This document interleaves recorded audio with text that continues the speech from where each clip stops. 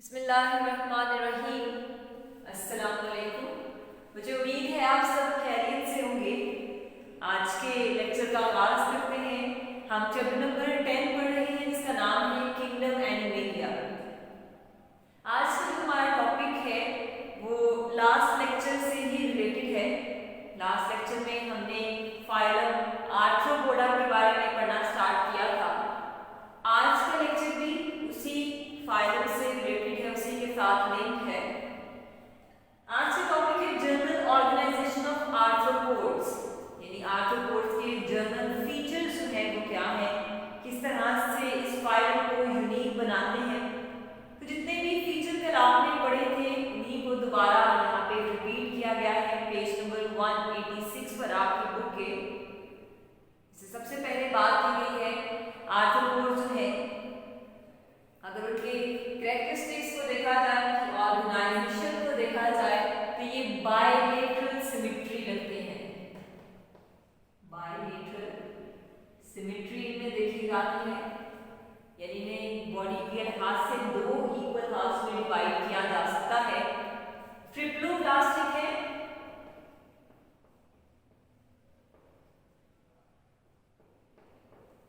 Triploblastic animals हैं। Body में coelomic cavity जो है वो देखी जाती है।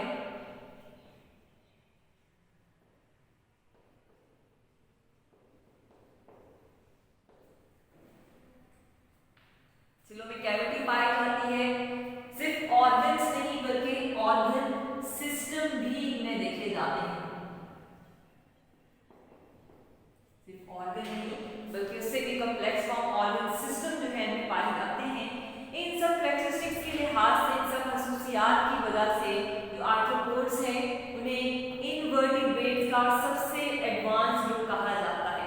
इनवर्टिब्रेट्स का वो ग्रुप जिसमें सबसे ज्यादा एवोल्यूशन देखी गई, सबसे ज्यादा फीचर्स देखे जाते हैं, सबसे ज्यादा चेंजेस जो है वो देखे जाते हैं। इसके अलावा दो मेन अचीवमेंट जो आर्थ्रोपोडा में देखी जाती है वो है काइटिनस एक्सोस्केलेटन, काइटिनस एक्सोस्केलेटन, यानी एक्सोस्केलेटन, इनका स्केलेटन जो है वो बॉडी के जो बाहर की तरफ देखा जाता है वो काइटिन से मिलकर बनता है। काइटिन जो कि एक पॉलीसेकेराइड है उससे मिलकर इनका एक्सोस्केलेटन जो है वो बनता है। एक ये इनमें मॉडिफिकेशन देखी जाती है, दूसरी मॉडिफिकेशन लोकोमोशन के लिहाज से देखी जाती है, यानी लोकोमोशन के लिए इनमें जो लेग्स हैं वो इस तरह से मॉडिफाइड देखी जाती हैं जो कि बाकी फाइलम्स में नहीं देखी जाती। ये इंसेक्ट्स जो हैं ये वॉक भी कर सकते हैं, स्विम भी कर सकते हैं और इनमें फ्लाइंग एबिलिटी भी देखी जाती है। अगर हम बात करें लेग्स की तो इनके जो अपेंडेजेस हैं उसमें जॉइंट्स जो है वो देखे जाती हैं, यानी जॉइंटेड लेग्स, इसका नाम ही आर्थ्रोपोड्स है जिसका मीनिंग ही जॉइंटेड फीट है। तो जॉइंटेड लेग्स जो है वो देखी जाती हैं जो कि इस तरह से मॉडिफाइड है, इतनी डाइवर्सिटी वैरायटी में देखी जाती है कि ये जॉइंटेड अपेंडेजेस जो हैं ये बहुत से फंक्शन जो है परफॉर्म करती हैं। फाइलम आर्थ्रोपोडा के ही जो सब ग्रुप्स हैं जिसको वेरियस ग्रुप्स में जो डिवाइड किया गया है उन ग्रुप्स की आर्थ्रोपोड्स में अपेंडेजेस के लिहाज से काफी डाइवर्सिटी वैरायटी जो है वो देखी जाती है। अब अगर बात करें काइटिनस एक्सोस्केलेटन की तो काइटिन एक non living non cellular material है जो कि बॉडी की लेयर एपिडर्मिस जो है उसे सेक्रीट करती है। एक पॉलीसेकेराइड है, बॉडी के बाहर की तरफ काइटिन की लेयर जो है पाई जाती है और काइटिन के बाहर फर्दर एक वैक्सी लेयर, क्यूटिकल की वैक्सी लेयर जो है वो देखी जाती है।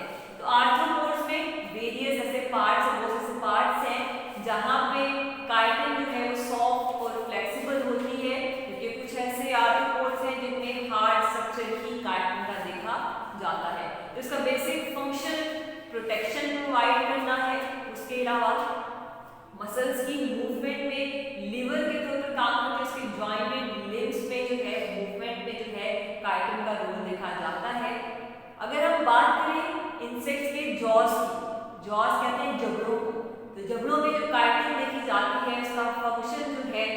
बाइटिंग है, काटने के लिए इस्तेमाल होती है, या फिर फूड को क्रश करने के लिए, तोड़ने के लिए इसका इस्तेमाल दूसरे को देखा जाता है। उसके अलावा काइटिन लेंस की जो उसकी कंपाउंड आइंस है उसके लेंस बनाने में इस्तेमाल होती है, या फिर कॉपुलेटरी ऑर्गन्स, वो ऑर्गन जो बॉडी से बाहर की तरफ जो है निकलते हैं उन्हें कहा जाता है, या फिर organ of defence and offence, वो ऑर्गन जो इंसेक्ट्स अपने डिफेंस के लिए, अपने बचाव के लिए या अटैक करने के लिए इस्तेमाल करते हैं, वो ऑर्गन भी काइटिन से ही इंसेक्ट्स में बनते हैं। थर्ड पैराग्राफ जो है उसमें आप क्वेश्चन लिख लें, what is moulding and ecdysis, what is moulding and ecdysis.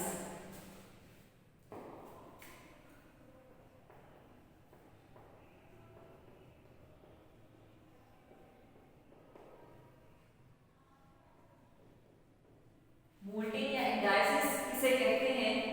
अगर बात करें यंग आर्थ्रोपोड्स की, आर्थ्रोपोड्स जब यंग होते हैं, छोटे हैं, जैसे कि इंसेक्ट्स के लार्वा हैं, तो उनमें काइटिनस एक्सोस्केलेटन जो है वो देखा जाता है, लेकिन जैसे जैसे इंसेक्ट्स ग्रो करते हैं वो स्केलेटन साइज में छोटा ही रह जाता है, इसलिए उन्हें अपनी ग्रोथ के लिए उस एक्सोस्केलेटन को रिमूव करना पड़ता है टाइम टू टाइम, उनके साथ साथ जैसे जैसे लार्वा ग्रो करता है उस पर से एक्सोस्केलेटन जो है वो रिमूव किया जाता है, और जब वो एक कंप्लीट इंसेक्ट बन जाता है उसके ऊपर एक बड़े साइज का स्केलेटन जो है उसकी फॉर्मेशन देखी जाती है।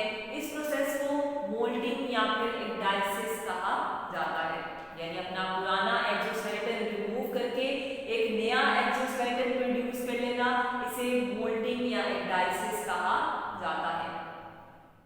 अगर एक्सोस्केलेटन साइज में छोटा ही रहे तो जो इंसेक्ट्स हैं वो अपनी एक्टिविटीज में प्रॉपर परफॉर्म नहीं कर पाते, इसीलिए उनमें ये एडॉप्टेशन देखी जाती है कि अपने पुराने एक्सोस्केलेटन को बॉडी से रिमूव कर दिया जाए और उसकी जगह एक नया बड़े साइज का एक्सोस्केलेटन जो है वो तैयार कर लिया जाए।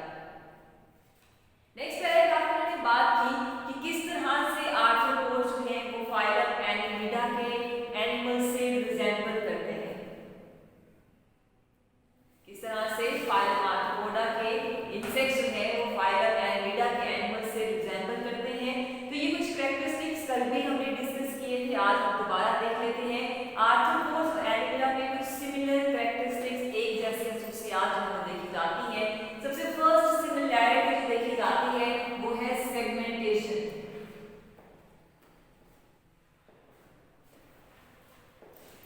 यानी दोनों में ही फाइलम एनिलिडा में भी और फाइलम आर्थ्रोपोडा के एनिमल्स में भी सेगमेंट्स जो है वो बॉडी में देखे जाते हैं। बॉडी डिफरेंट पार्ट्स में सेगमेंट्स में डिवाइडेड होती है, जबकि फाइलम आर्थ्रोपोडा के जो इंसेक्ट्स हैं उनमें सेगमेंटेशन मेटामेरिक नहीं होती, यानी सारे सेगमेंट एक जैसे या इक्वल नहीं देखे जाते, और ऑर्गन्स जो है वो भी हर सेगमेंट में रिपीट नहीं होते, जबकि फाइलम एनिलिडा में कंडीशन थी कि हर सेगमेंट में फाइलम्स जो है वो रिपीट हो रहे थे, सभी सेगमेंट मेटामेरिक थे, बिल्कुल एक जैसे देखे जाते थे। अगर हम बात करें इंसेक्ट्स की, तो इंसेक्ट्स में मोस्टली पेयर्ड अपेंडेजेस देखी जाती हैं, जो सेगमेंट्स हैं सेगमेंट्स के साथ पेयर्ड अपेंडेजेस यानी जॉइंटेड लेग्स जो है वो अटैच होती हैं, और उसमें खास किस्म की मॉडिफिकेशन देखी जाती है जो सेगमेंट्स के साथ अटैच होती है, और एक खास फंक्शन जो है ये अपेंडेजेस जो है वो परफॉर्म करती हैं, जो डिपेंड करता है कि इंसेक्ट्स किस जगह पर पाए जा रहे हैं, उसी लिहाज से उनकी अपेंडेजेस में जो है वो मॉडिफिकेशन या स्पेशलाइजेशन देखी जाती है।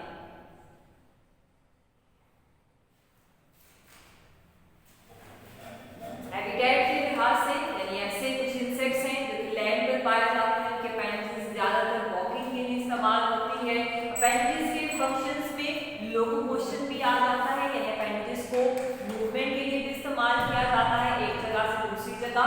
उसके अलावा इंसेक्ट्स अपनी अपेंडेजेस को, लेग्स को अपने डिफेंस या ऑफेंस के लिए भी इस्तेमाल करते हैं, डिफेंस किसी चीज से बचने के लिए या अटैक करने के लिए भी इस्तेमाल किया जाता है। उसके अलावा अपेंडेजेस का रिप्रोडक्शन में भी रोल देखा जाता है। यहाँ पे आपका जो टॉपिक था general organisation of arthropods complete होता है। नेक्स्ट इकोनॉमिक इंपॉर्टेंस बताई गई है फाइलम आर्थ्रोपोडा की, कि इकोनॉमिकली इंसेक्ट्स की क्या बात करें इकोनॉमिक इंपॉर्टेंस की,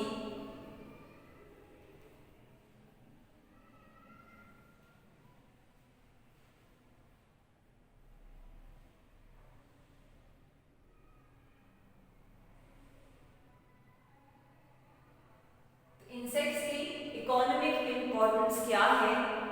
मैन और इंसेक्ट्स के दरमियान यानी इंसान और कीड़े मकोड़ों के दरमियान हमेशा से एक जंग रही है फूड को लेकर, रहने की जगह को लेकर, जिसकी वजह से इंसेक्ट्स इंसानों पर अटैक भी करते हैं। हमारे जो डोमेस्टिक एनिमल्स हैं, घरों में रखे हुए जानवर हैं, उन पर भी अटैक करते हैं, फसलों को भी खराब कर देते हैं और बहुत सी बीमारियां भी फैलाते हैं। इसकी वजह से ना सिर्फ हमारी हेल्थ जो है इफेक्ट होती है, बल्कि इंसानों को इकोनॉमिक लॉस भी जो है वो फेस करना पड़ता है, जिसकी वजह से हमारी प्रॉपर्टीज हैं, घर है खराब हो जाते हैं इंसेक्ट्स की वजह से, हमें फसलें हैं तबाह हो जाती हैं, इसकी वजह से हमें नुकसान जो है वो देखना पड़ता है। अब कुछ ऐसे इंसेक्ट्स भी हैं जो कि हमारे लिए फायदेमंद है, जिससे हम फायदा हासिल करते हैं, जैसे कि हनी भी है जिससे शहद हासिल किया जाता है, या कुछ ऐसे इंसेक्ट्स हैं जैसे सिल्क वॉर्म है, सिल्क प्रोड्यूस करता है। अब इंसेक्ट्स को दो कैटेगरीज में डिवाइड किया जाता है, एक है हार्मफुल इंसेक्ट्स,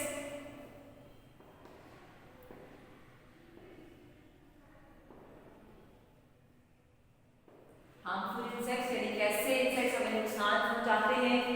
इसमें mosquitoes, flies, fleas, lies, bugs, ये सारे के सारे इंसेक्ट्स आ जाते हैं जो कि बहुत सी बीमारियां फैलाते हैं इंसानों में भी और घरों में रखे गए जानवरों में भी जो है वो बीमारियां देखी जाती हैं। इनकी वजह से एक फेमिलियर, आप सभी जैसे जानते हैं, एनोफ्लेस जीनस का एक जो मॉस्किटो है उसकी जो फीमेल है वो प्लास्मोडियम जो है वो ट्रांसफर करती है, इसकी वजह से इंसानों में मलेरिया की बीमारी देखी जाती है। उसके अलावा सेक्सी फ्लाई है जो कि अफ्रीकन कंट्रीज में ट्राइपैनोसोमा को ट्रांसफर करके स्लीपिंग सिकनेस या फिर स्किन इन्फेक्शंस जो है, स्किन की बीमारियां जो है वो फैलाती है।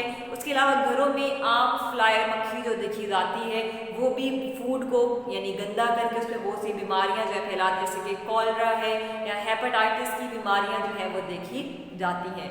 ट्राइपैनोसोमा की कुछ स्पीशीज जो है वो कैटल्स में भी जो है वो बीमारियां फैलाती हैं।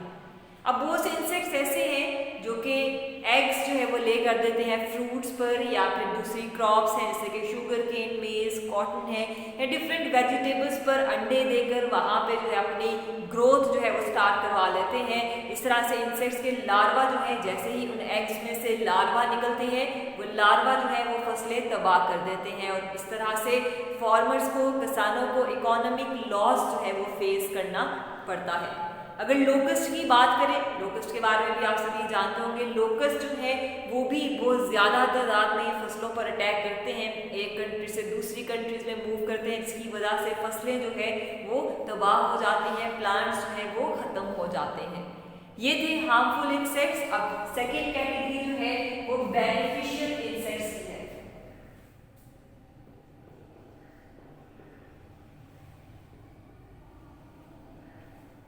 बेनिफिशियल इंसेक्ट्स यानी वो इंसेक्ट्स जिनका फायदा जो है हमें पहुंचता है। अगर हम बात करें इंसेक्ट्स के फायदे की तो सबसे पहले एग्जाम्पल हमारे माइंड में हनी बी की आ जाती है। हनी बी से हम लोग जो है हनी, शहद हासिल करते हैं, उसके अलावा वैक्स भी जो है वो प्रोड्यूस होता है। इस तरह से सिल्क वॉर्म्स हैं जो कि सिल्क प्रोवाइड करते हैं। कुछ ऐसे इंसेक्ट्स हैं जो कि दूसरे हार्मफुल इंसेक्ट्स को किल करके, ख़त्म करके भी हमें फ़ायदा पहुंचाते हैं। या कुछ ऐसे इंसेक्ट्स हैं जिन्हें स्कैवेंजर्स कहा जाता है। स्कैवेंजर्स यानी ऐसे इंसेक्ट्स जो डेड एनिमल्स या फिर वेजिटेबल्स पर जो है वो फीड करते हैं और इन डेड ऑर्गेनिजम्स को जो है वो ख़त्म करते हैं। जबकि कुछ इंसेक्ट्स के लार्वा जो है वो फिश के फूड के तौर पर भी इस्तेमाल किए जाते हैं। जैसे फिश फॉर्म्स हैं वहाँ पे वो से इंसेक्ट्स के लार्वा जो है उन्हें फिश फूड के तौर पर, उनके फीड के तौर पर जो है उसे इस्तेमाल किया जाता है। तो यहाँ पे आपका फाइलम आर्थ्रोपोडा का जो टॉपिक है वो कंप्लीट होता है। कुछ जनरल कैरेक्टरिस्टिक्स आप लोगों ने लास्ट लेक्चर में पढ़े, कुछ आज के लेक्चर में हमने जर्नल ऑर्गेनाइजेशन जो है आर्थ्रोपोड्स के सिर्फ दोबारा से डिस्कस किया, जिसमें मोल्डिंग या डायलिसिस जो है वो एक नया टॉपिक था। और उसके बाद हमने इकोनॉमिक इम्पोर्टेंस पढ़ी कि किस तरह से इंसेक्ट्स जो हैं वो हार्मफुल भी हैं इंसानों के लिए और बेनिफिशियल इंसेक्ट्स भी देखे जाते हैं। तो यहाँ पे हमारा लेक्चर आज का कंप्लीट होता है। इंशाल्लाह नेक्स्ट लेक्चर में नेक्स्ट फाइलम के बारे में पढ़ेंगे। तब तक के लिए अल्लाह हाफिज़।